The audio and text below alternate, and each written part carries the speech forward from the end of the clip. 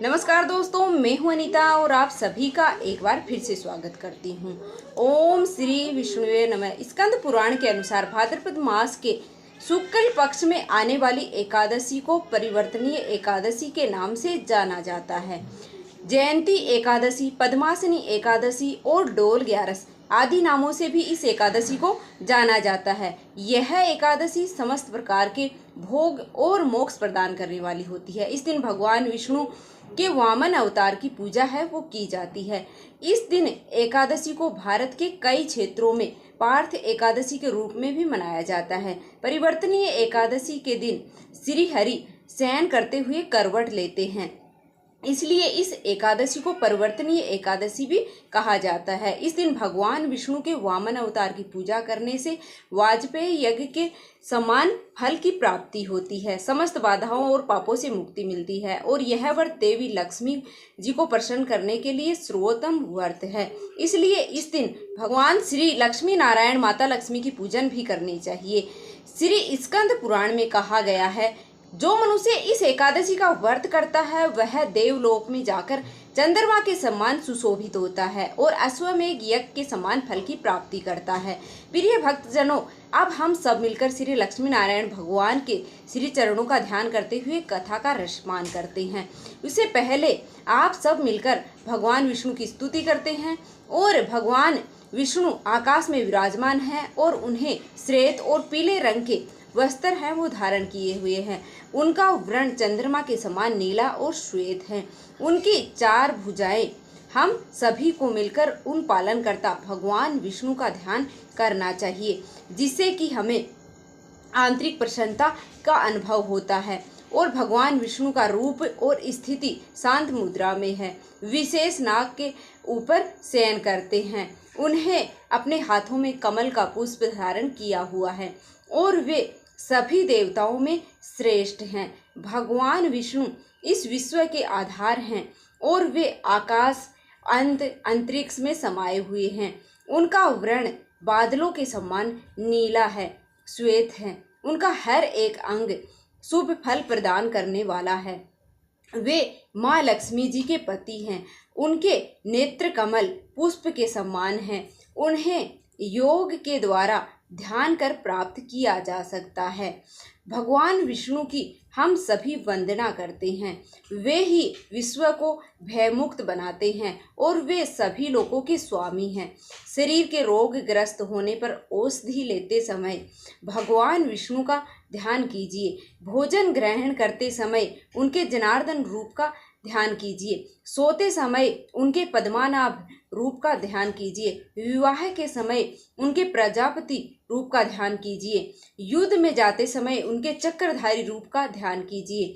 तो वहीं प्रवास करते समय उनके त्रिविक्रम रूप का ध्यान कीजिए। मृत्यु के समय उनके नारायण स्वरूप का ध्यान कीजिए। प्रेम के समय उनके श्रीधर रूप का ध्यान कीजिए। बुरे सपने आने पर उनके गोविंद रूप का ध्यान कीजिए। तो वहीं संकट के समय उनके मधुसूदन रूप का ध्यान कीजिए। तूफान में उनके नरसिंह रूप का ध्यान करें और अग्नि के समय उनके समुद्र में सोते हुए रूप का ध्यान कीजिए। जल में फंस जाने पर उनके वराह रूप का ध्यान कीजिए।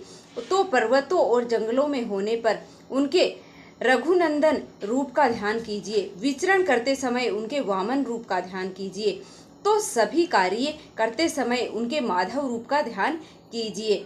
जो भक्तगण प्रातः काल उठ करके इन 16 नामों को पढ़ता है तो उसे भगवान विष्णु की कृपा से सभी पापों से मुक्ति है वो मिल जाती है और विष्णु लोक में स्थान प्राप्त होता है। प्रिय भक्तजनों, अब कथा का श्रवण करते हैं। आपको लेकर चलते हैं महाभारत काल की ओर, जहाँ पर इस समय धर्मराज युधिष्ठिर ने अपने महल में भगवान श्री कृष्ण से एकादशी का व्रत करने का महत्व से पूछ रहे हैं।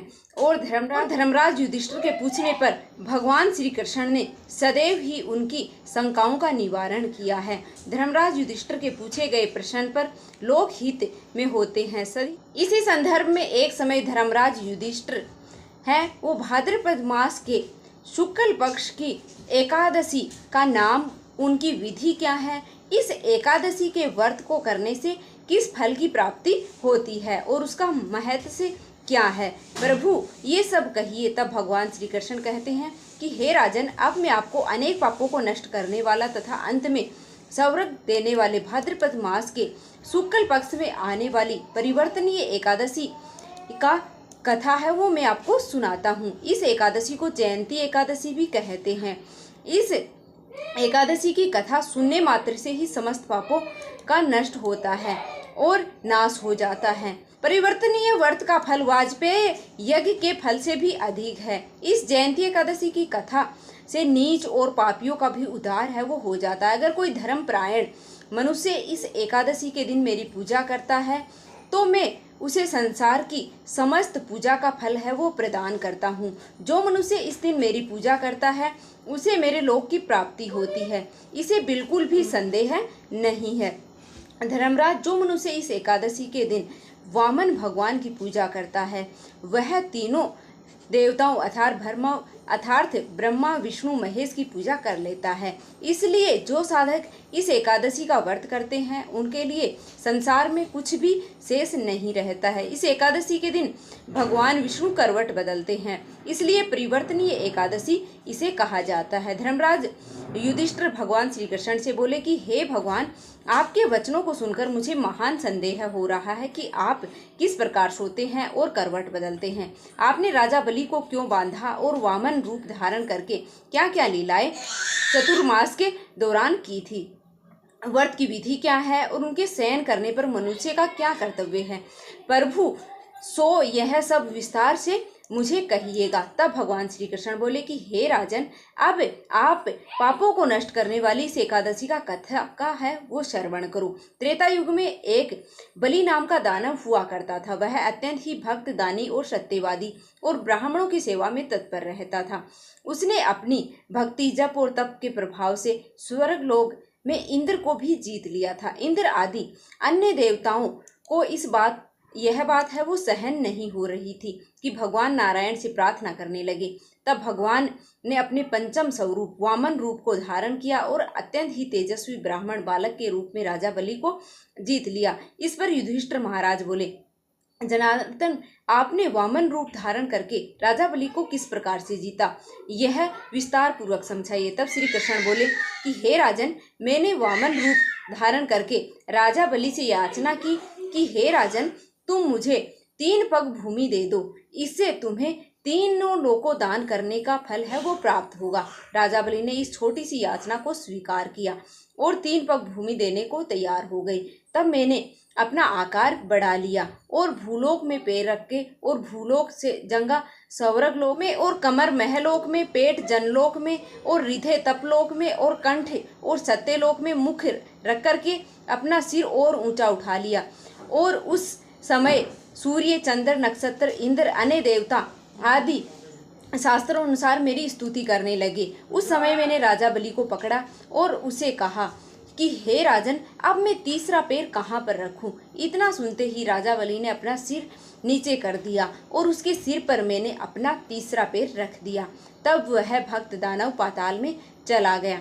जब मैंने उसे अनंत विनीत पाया तो मैंने उससे कहा कि हे बलि, मैं सदैव तुम्हारे पास ही रहूंगा। भाद्रपद मास के शुक्ल पक्ष को एकादशी, परिवर्तनीय नामक एकादशी के दिन मेरी एक प्रतिमा राजा बलि के पास रहती है और एक क्षीर सागर में शेष नाग पर शयन करती रहती है।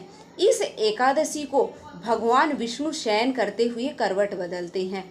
इस दिन त्रिलोकी के नाथ भगवान श्री विष्णु की पूजा की जाती है। इस व्रत में सारा दिन उपवास रख करके और रात्रि को जागरण करना चाहिए। इस प्रकार व्रत करने से समस्त पापों से मुक्त होकर स्वर्ग लोक को प्राप्ति होती है। जो मनुष्य पापों को नष्ट करने वाली इस पावन कथा को सुनते हैं उन्हें अश्वमेध यज्ञ के समान फल की प्राप्ति होती है। कथा का सार यह है कि इस दिन मनुष्य दान करे, लेकिन दान करने के बाद अभिमान बिल्कुल भी ना करे, क्योंकि अहंकार पूर्वक किया गया दान पुण्य का नाश कर देता है। राजा बलि ने अभिमान किया था, इस कारण वह पाताल लोक को चले गई। इससे यह भी ज्ञात होता है कि अति प्रत्येक कार्य की अच्छी कभी नहीं होती है, इसलिए कभी अभिमान नहीं करना चाहिए। कथा समाप्त।